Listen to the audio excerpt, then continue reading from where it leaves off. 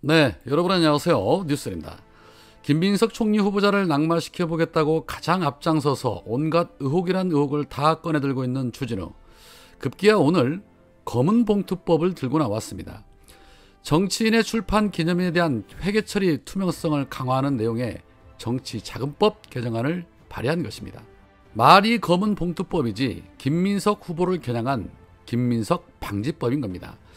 현행법상 출판기념의 수익은 정치자금으로 분류되지 않아 신고 및 공개 의무가 없고 선거일 90일 전부터 선거일까지 출판기념회를 열지 못한다는 규정이 있는데 이걸로는 안 된다는 것이죠. 하여 개정안에는 출판물 판매 수입을 정치자금으로 포함을 하고 출판기념회 개최 시 중앙선관위에 신고 의무를 부여하고 정가 이상 판매 금지, 1인당 10권 제한 등 판매 관련 제한사항을 명문화하고 30일 이내에 수입과 지출 내역을 보고하도록 하는 내용 등을 담았습니다.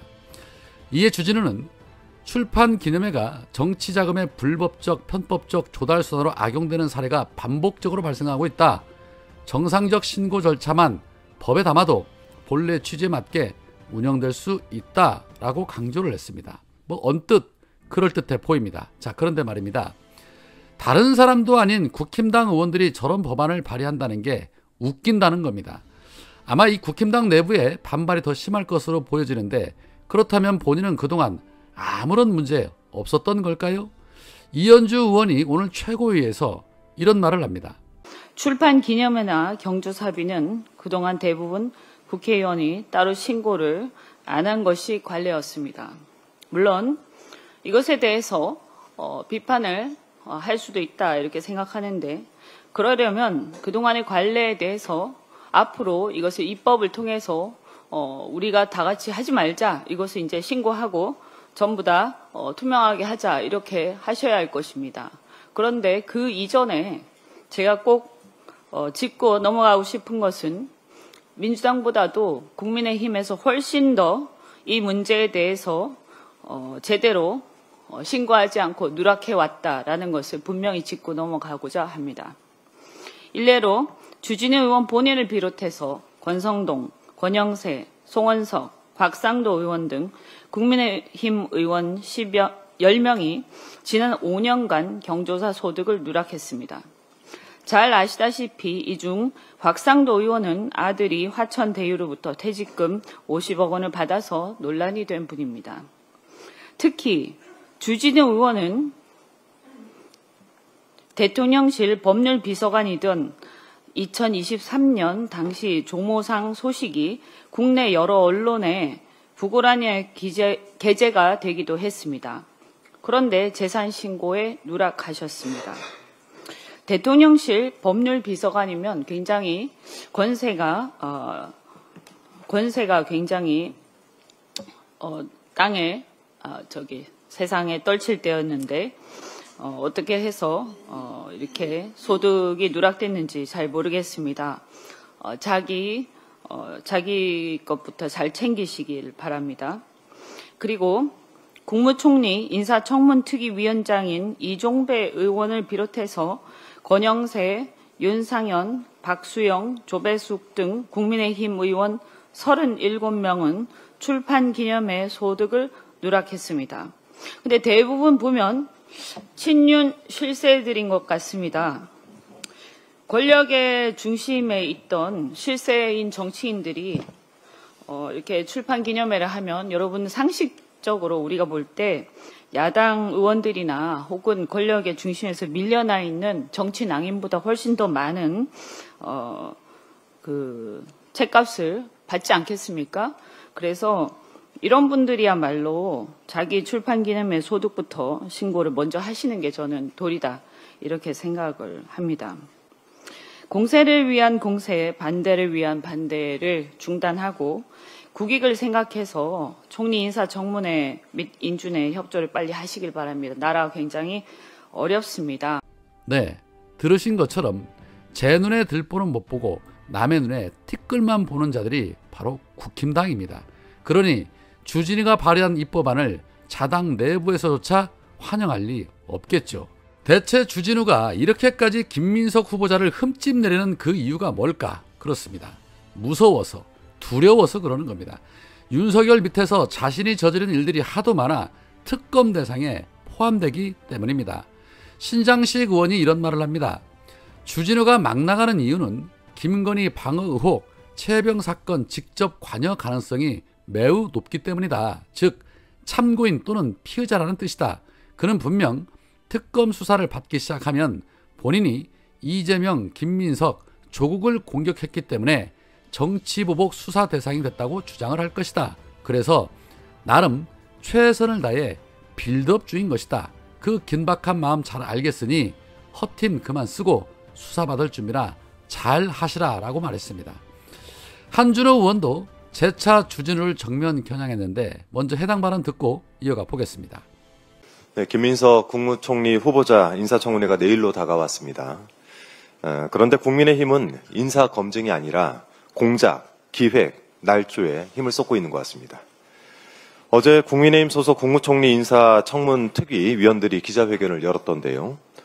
역대 총리 후보자 중에서 검찰 피의자 신분은 처음이다라고 발언을 했다는데 저는 이런 유체이탈 화법은 또 처음 봅니다.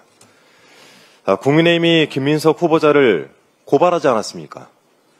그래놓고 처음 운운하면서 김민석 후보자가 중대한 범죄를 저지른 양 기자회견을 한 것인데 짜고 치는 고섭도 이 정도로 대놓고 하면 욕먹습니다.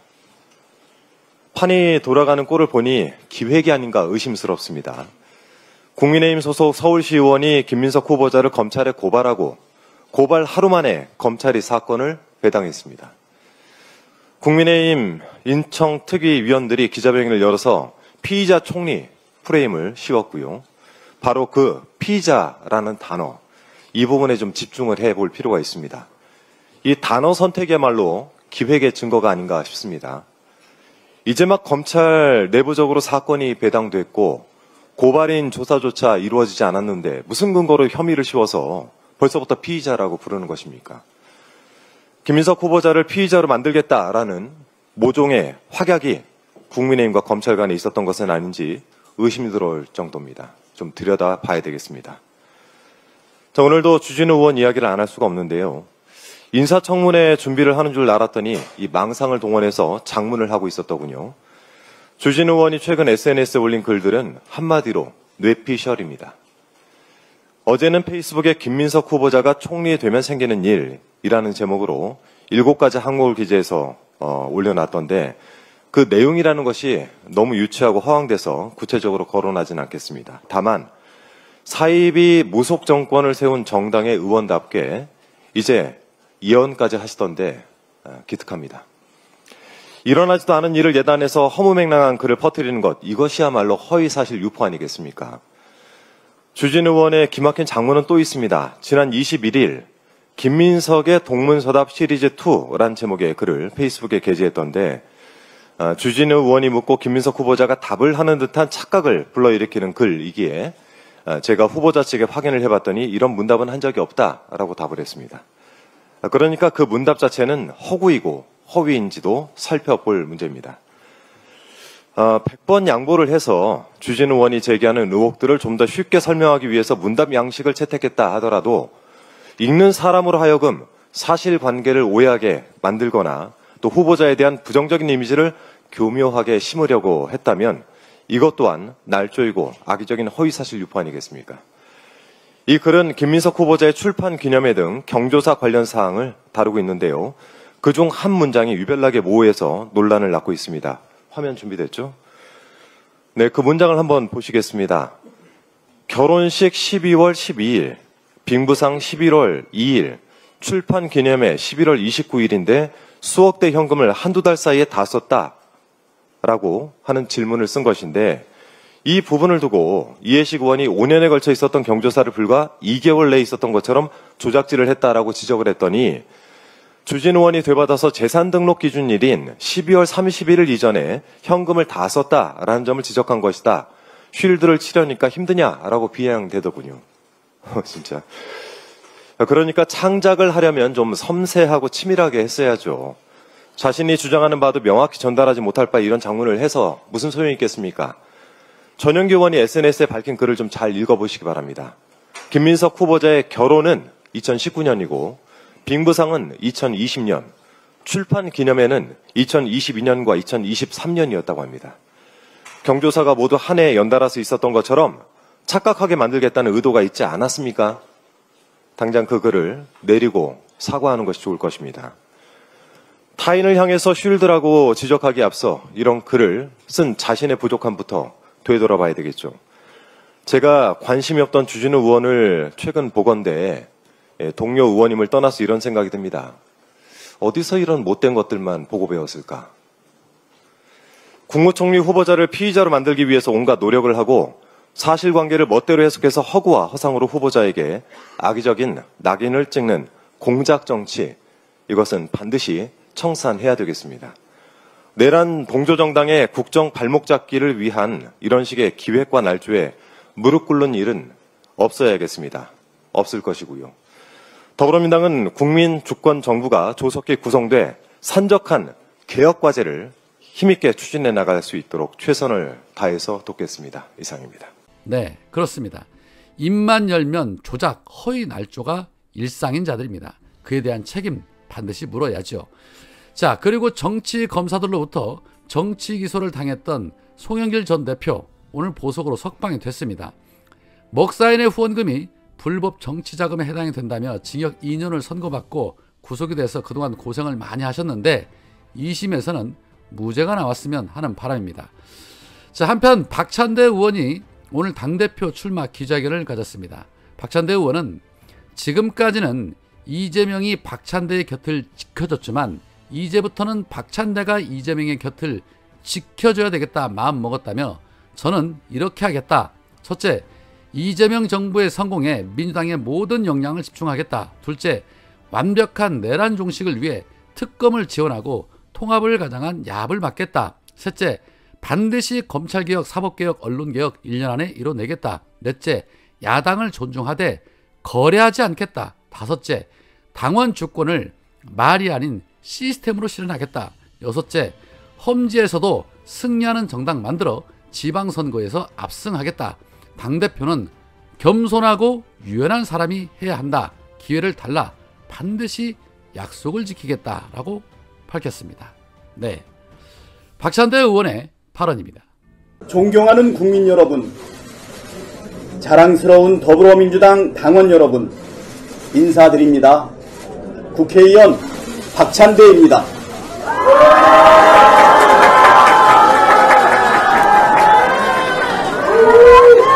고민을 마쳤습니다. 확신을 얻었습니다. 그래서 결심했습니다. 저 박찬대 집권여당인 더불어민주당 당대표에 도전합니다.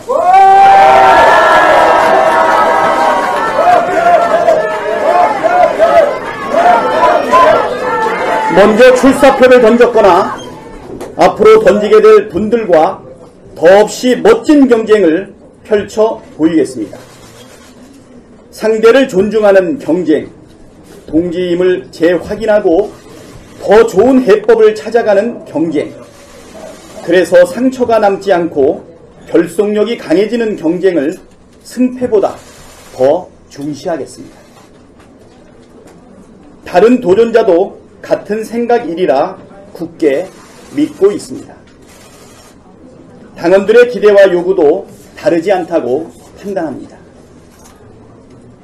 무엇을 고민했고 어떤 확신이 들어서 당대표 출마를 결심했는지 설명드리겠습니다. 국회의석 과반을 차지하고 있는 거대 정당 120만 권리 당원과 이재명 대통령을 보유한 강력한 집권여당의 대표라니 저 박찬대가 그럴 자격이 있는지가 첫 번째 고민이었습니다. 답을 찾기 위해 제게 물었습니다. 지난 1년 맞닥뜨린 고비마다 무엇에 좌우되었는가? 개인이었나? 조직이었나? 측근이었나? 시스템이었나? 언론의 논조였나? 당원과 국민의 여론이었나? 철저하고도 일관되게 후자였습니다. 그랬던 덕분에 탄핵과 파면, 대선 승리라는 성과에 이를 수 있었습니다. 때로는 여론이 지지하고 있고 옳다는 확신이 들었음에도 당의 분열을 막기 위해 토론과 설득의 시간을 가졌습니다. 그렇다고 결단할 시간을, 마지막 시점을 놓친 적도 없었던 것 같습니다.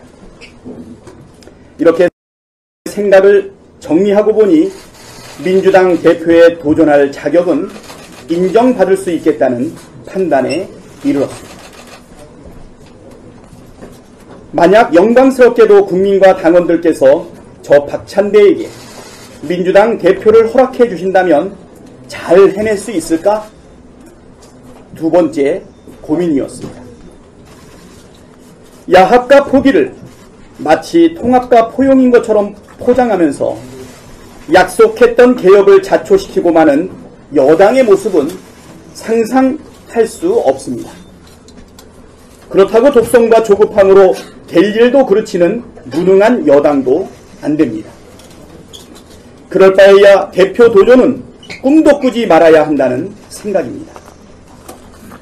이재명 정부 출범 후 꾸려지는 첫 번째 민주당 지도부는 유능한 개혁 정치를 철저하게 견지해야 합니다.